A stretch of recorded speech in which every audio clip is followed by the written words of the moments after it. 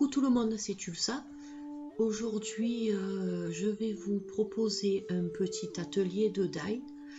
Si vous voulez fabriquer vos propres runes vous-même, déjà, premièrement, ça ne vous coûtera pas d'argent.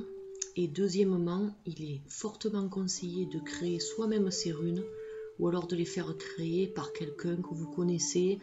Enfin, de manière artisanale, c'est que mieux.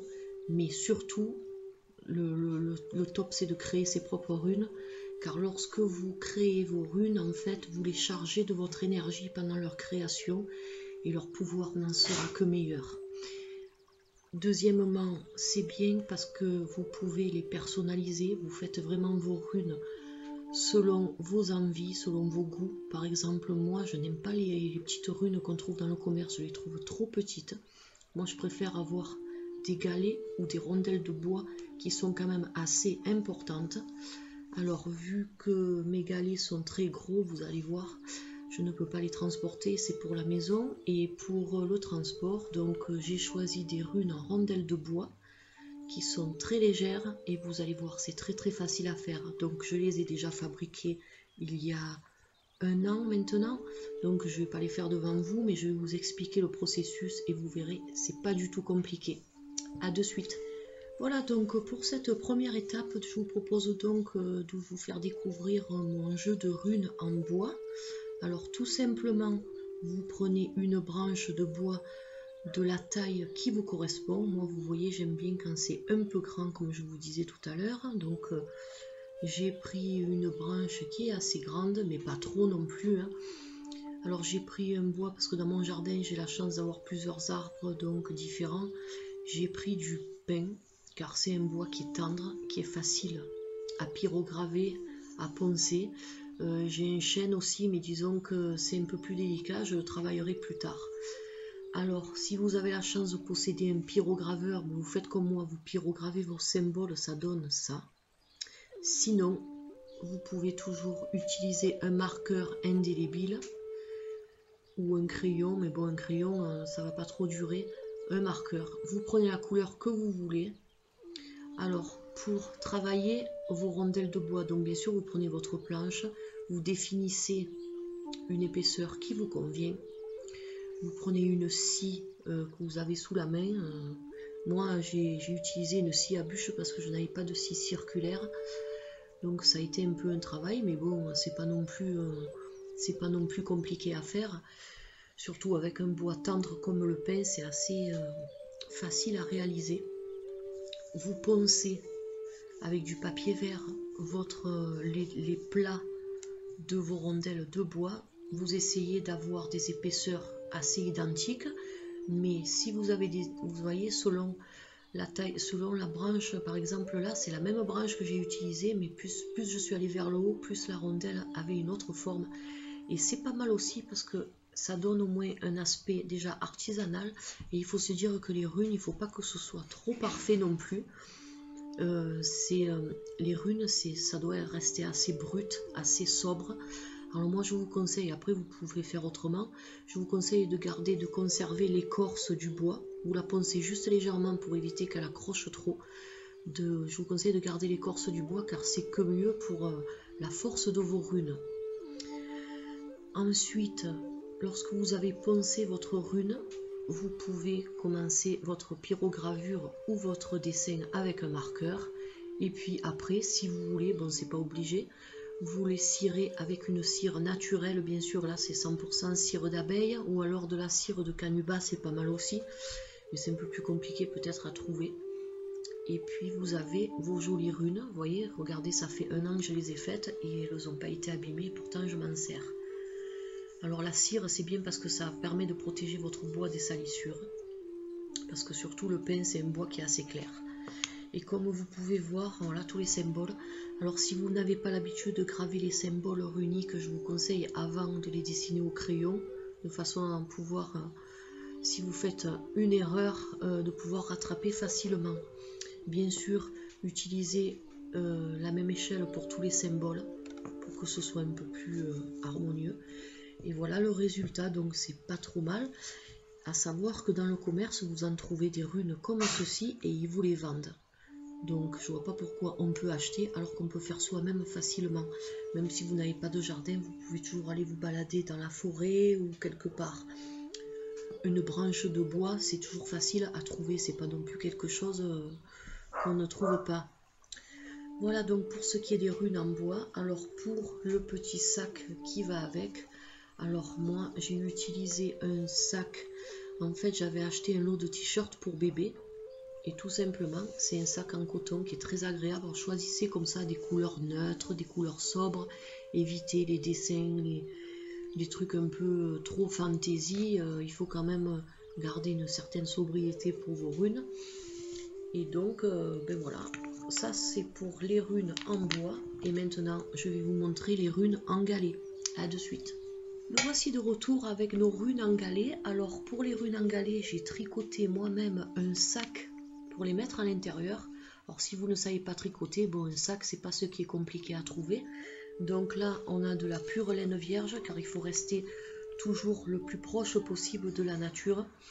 Éviter le plastique, le synthétique, comme le sac des runes en bois, donc il est 100% coton. Après non plus il faut pas tomber dans les excès, mais bon, c'est que mieux pour ranger vos runes. Je l'ai doublé avec un sac en coton pour éviter que ça m'abîme trop la laine. J'ai fait des petits dessins, des petites formes là, de points différents pour donner une personnalité à mon sac. Et je vais déballer tout ça et je vais vous montrer les runes. Nous voici de retour avec mes runes en galet, donc je suis particulièrement fière. Alors les runes en galet déjà c'est plus difficile à travailler. Je vous explique pourquoi. Donc c'est plus difficile, plus ou moins, car moi je les ai gravées. Alors pour ceci, il vous faut un Dremel pour pouvoir graver dans la pierre, car graver dans la pierre, c'est pas du tout évident si vous n'avez pas un appareil adapté. Mais si vous n'avez pas d'appareil, vous pouvez faire comme moi j'avais fait au début, les tracer avec du marqueur, un marqueur indélébile, et vous verrez que ça marche très bien aussi.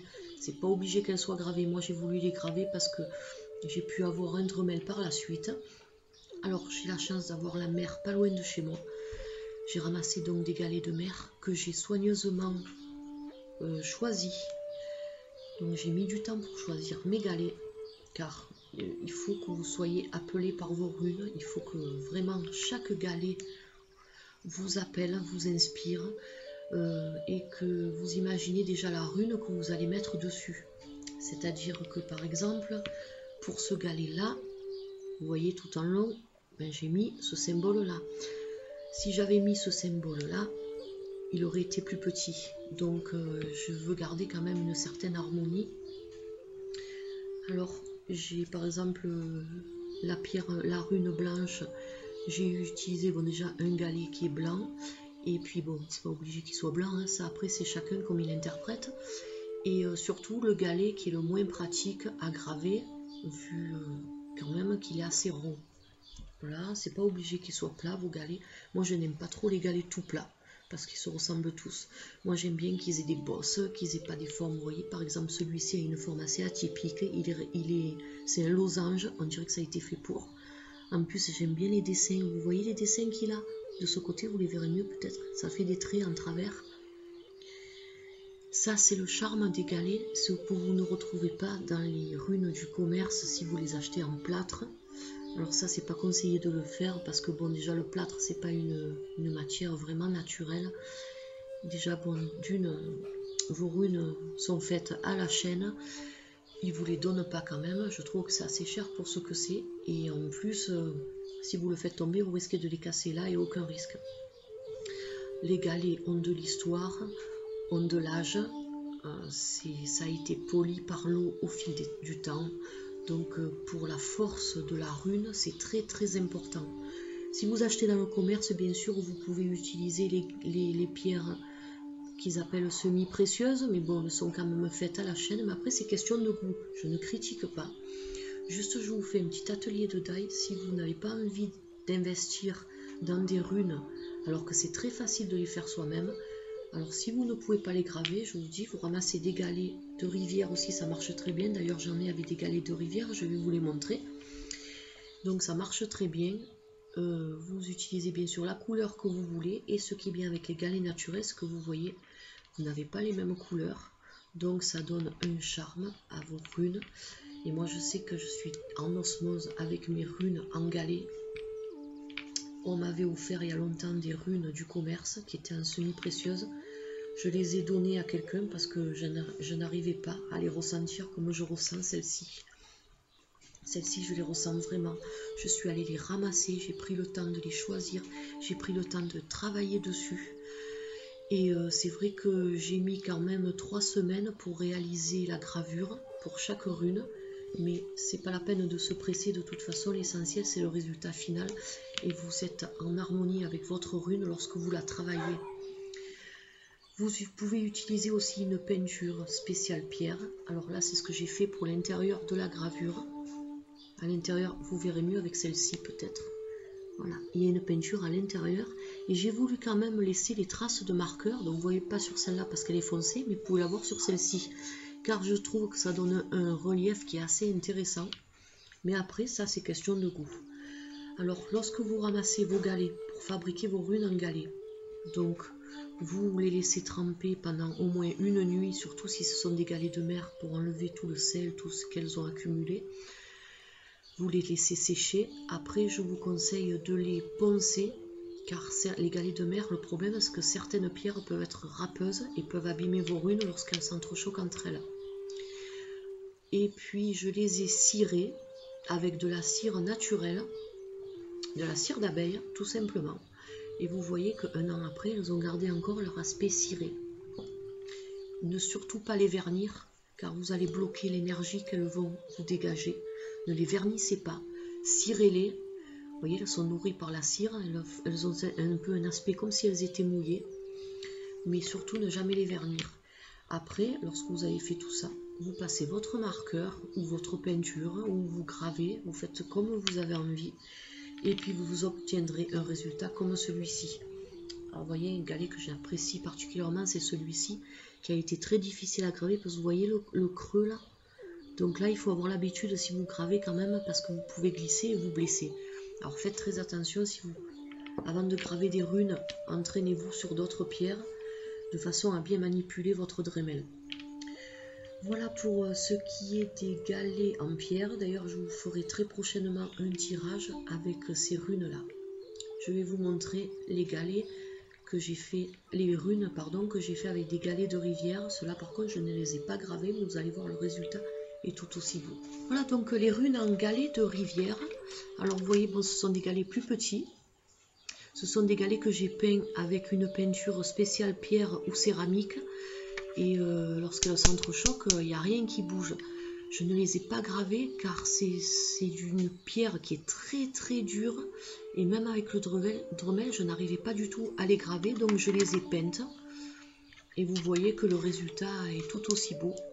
Pour vous montrer. Et elles parlent très très bien aussi. J'en ai fabriqué pour des amis, des proches. Et vous voyez... le résultat est très joli. Ce qui est intéressant avec les galets naturels, c'est que vous avez aussi des, vous voyez, des petits dessins. Chaque galet a sa propre personnalité, a son propre dessin qui accompagne chaleureusement votre rune. Voilà. Alors la dernière étape, je vais vous montrer la seule chose que j'ai achetée pour pouvoir me servir de mes runes grandement. À de suite. Me revoici donc avec la seule chose que j'ai achetée. Alors il s'agit d'un livre sur les runes, les meilleures méthodes d'interprétation aux éditions Trajectoire. Donc c'est un livre qui m'accompagne maintenant depuis 2 ans à peu près. Et donc c'est un livre qui est très très intéressant, qui n'est pas excessif en prix. Je l'ai payé 16,25 €. C'est un livre qui est très complet, qui n'est pas épais. Vous pouvez transporter facilement avec vous. Alors, il vous explique donc une introduction. Il vous explique l'histoire des runes, car il faut savoir que c'est le plus vieil outil de divination. Vous voyez, rappel historique et mythologique. Ils vous disent que les runes, les premières runes ont apparu à la fin de l'âge de pierre ou au début de l'âge de bronze, on ne sait pas trop. Donc, vous voyez que c'est pas d'hier. Il vous montre des photos, voilà, d'anciens sites runiques, d'anciennes archives. Donc là, le rappel historique de l'alphabet Futhark, des photos, Un livre très très intéressant que je vous invite, si vous l'achetez, je vous invite à le lire avant de faire les interprétations. Vous allez voir, les runes ont un grand pouvoir. On ne peut pas s'imaginer, lorsqu'on parle des runes comme ça, il faut vraiment s'intéresser à des livres qui sont dans ce domaine-là. Donc ça, c'est les origines des runes, ce que je vous disais tout à l'heure, avant l'âge de, à peu près à l'âge de pierre ou au début de l'âge de bronze. Donc l'alphabet Futhark tel que ça s'écrit, le mot Futhark avec les runes.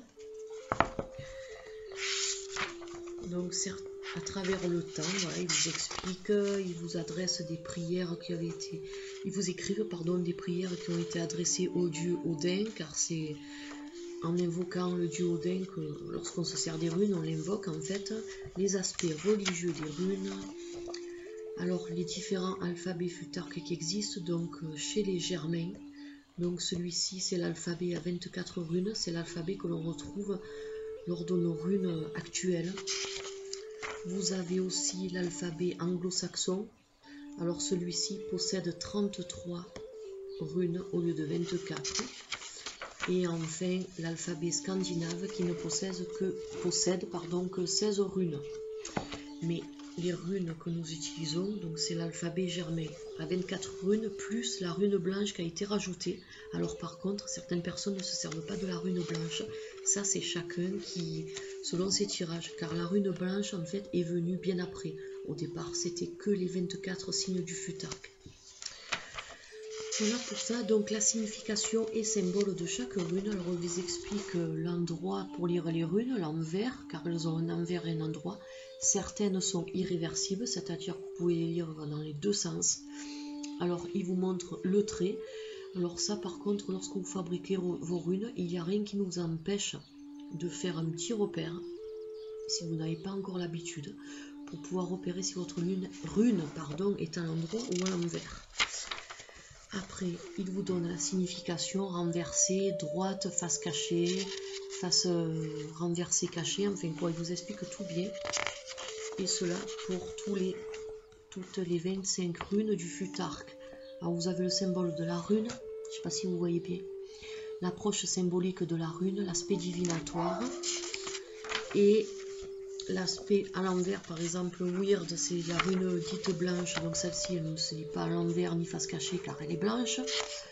Mais si vous avez des runes, par exemple, comme Féo, alors celle-ci, il vous donne son aspect divinatoire à l'envers, à l'endroit pour commencer, pardon, à l'envers, droite face cachée et renversée face cachée. Par contre, si vous avez des runes qui sont dites irréversibles, vous n'aurez pas les symboles. Par exemple, celle-ci, voilà, celle-ci, je ne sais pas si vous voyez bien, celle-ci, vous n'avez que l'aspect divinatoire de la rune en général, car elle n'a pas d'envers ni d'endroit. Et apparemment, elle ne se lit pas non plus face cachée. Voilà, après, à la fin du livre, vous retrouvez bien sûr les différents tirages runiques, excusez-moi. Donc, je vous disais, désolé, c'est chaque fois que je fais des vidéos que mes chiens décident d'aboyer, on dirait qu'ils le font exprès, hein. Enfin bref. Vous avez donc les différents tirages runiques proposés. Alors, la consultation des 3 nornes, passé, présent, futur. Vous avez la consultation de la croix primordiale. Alors, il vous donne en plus l'ordre. Franchement, il est très clair, très précis. Même les débutants peuvent s'en servir. La consultation de l'évolution du consultant, les 5 runes, en suivant le symbole du pentacle. Hop, si j'arrive à tourner la page. Ensuite, la consultation de la tête du dieu Mimir. Celle-ci, c'est un tirage à 7 runes. Où ils mettent les autres derrière. En vous disant bien sûr ce que la rune qui est placée à tel endroit, ce qu'elle veut dire, ce qu'elle signifie. Vraiment très bien expliqué. N'importe qui peut faire les tirages accompagnés de ce livre. Après des tirages un peu plus complexes. Après il y a des tirages voilà comme celui-ci. Vous voyez, il y a un peu plus de runes. Et il y en a même un où vous utilisez carrément toutes les runes. Là, vous avez appris les astrologiques aussi. Voilà, celui-ci, Alors attendez, non, c'est pas celui-ci. Je crois que c'est lui. Même pas. Excusez-moi. Je sais qu'il y en a un où on utilise toutes les runes. Voilà. C'est celui-ci. Vous voyez? Vous commencez là et vous continuez là. Et vous utilisez les 25 runes. Ce sont les maisons. Donc ça, c'est par rapport, je pense... Les maisons, ça rappelle un peu les lames du tarot, malgré que je ne comprends pas pourquoi on mélange les runes et le tarot, car c'est deux choses complètement différentes. Mais après, c'est vous qui voyez ce que vous appréciez ou pas. Voilà, donc ça c'est la seule chose que j'ai acheté, et j'en ai eu pour 16,25 €. Je suis ravie de vous avoir fait cette vidéo, j'espère que je vous aurai un peu aidé si vous voulez créer votre propre jeu de runes, car c'est quelque chose de très plaisant à faire. Et puis c'est très économique aussi par les temps qui courent, et surtout vos runes auront plus de pouvoir et vous donneront plus entière satisfaction si vous les créez vous-même. Je vous souhaite une bonne journée et vous dis à la prochaine vidéo. Bye bye.